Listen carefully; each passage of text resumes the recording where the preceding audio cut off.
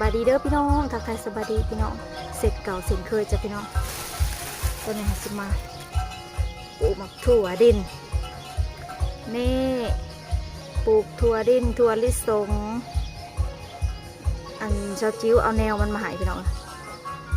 นี่เดี๋ยวเราจะมาปลูกกันงามๆพี่น้องลายอ้อมแอกอยู่เป็นข้าวสิปลูกใส่คือไห่นี่ได้พี่น้องข้าวบดปลูกใส่เป็นข้าวบดปลูกใส่เป็นแปลง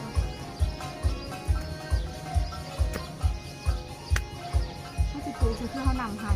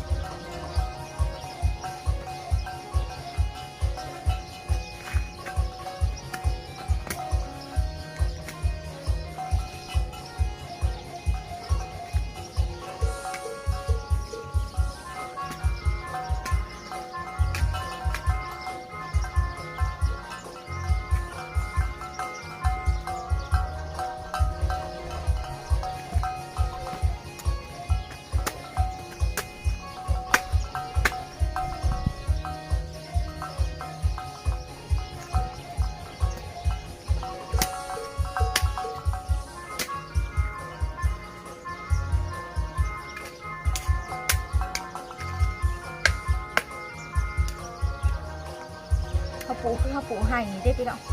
คือข้าวปูหมักแป้งบางอย่างใส่ไห่ได้ปลูกใส่แต่บอลมันอ่อนพี่น้องเพราะว่า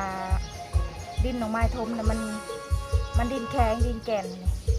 เขาก็เลยปลูกแต่บอลมันหลบ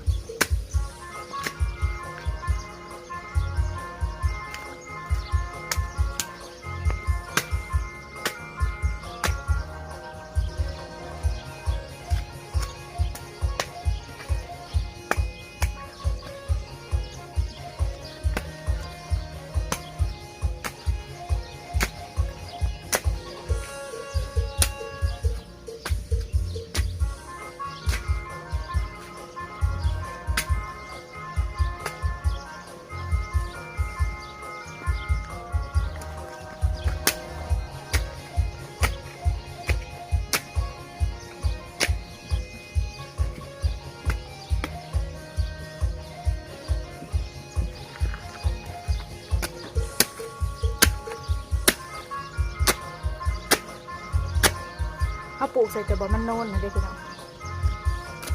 บอดได้มันหนามันเสะเข้าไปสิบปลูกปล่อยอะมันเดี๋ยวมันเน่า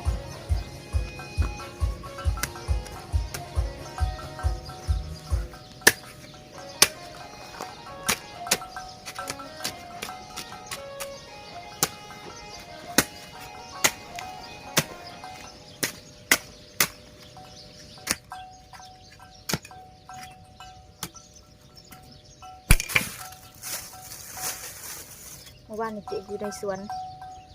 จะให้เติบเนาะ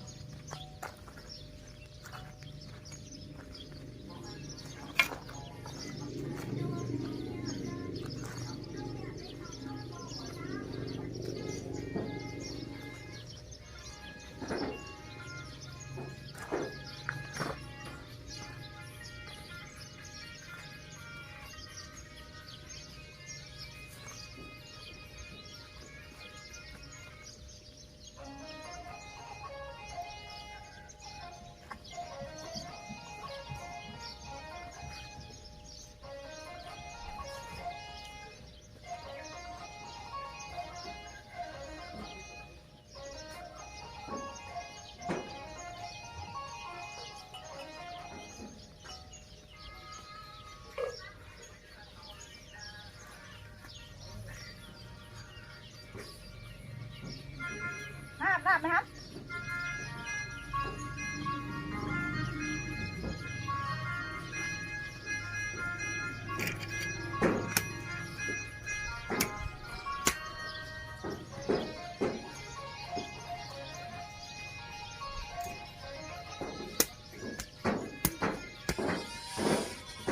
เดี๋ยวป้ามาแล้ว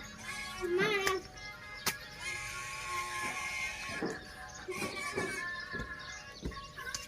เ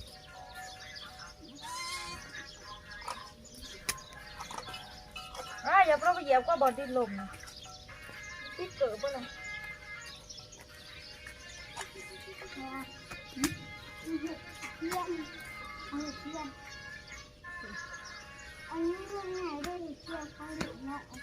เทียนเนาะพวกมัน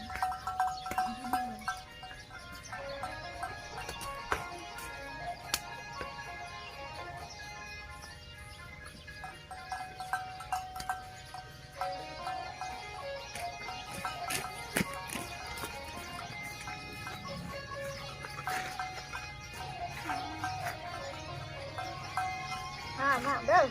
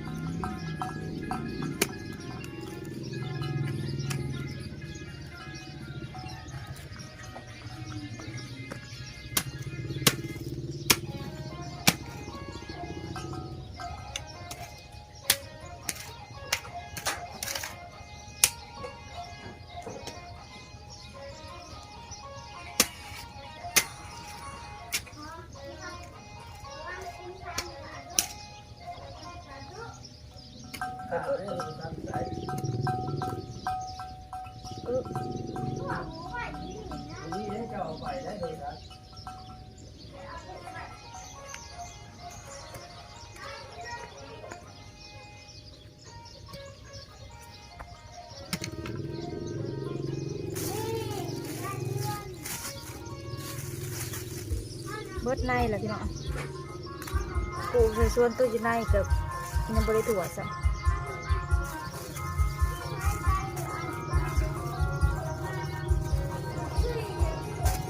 มันอันนี้มันรีบลายดิมาแกะแล้วมันจะรีบลายกว่าตื่นน้ำแซ่มาคืนนี้บ่เตรียมส่งทีน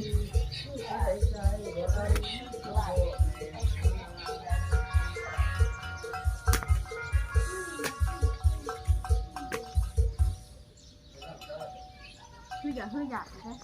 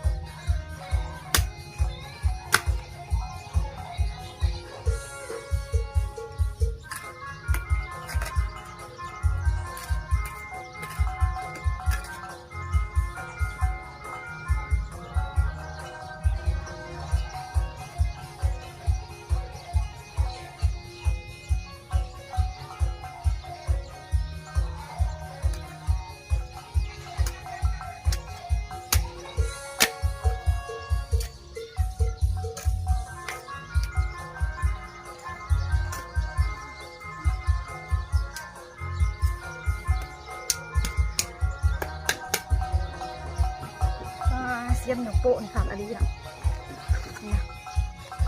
เข้าเสียมหนูโปะจังสีนะเข้าพี่น้องโอเคเราจะพี่น้องไปหาหนึ่งเขาก่อนบ้านนี่ถ้าพอกันใหม่คลิปหน้าไปหาหนึ่งเขาแรงก่อนเขายังบริหนึ่งพี่น้องจ้าเดี๋ยวไปหาหนึ่งเขาเห็ดกินน้องพรอยากเขาแล้วว่าสักหาเห็ดกินก่อนถ้าพอกันใหม่คลิปหน้าเด้อจ้าบ๊ายบาย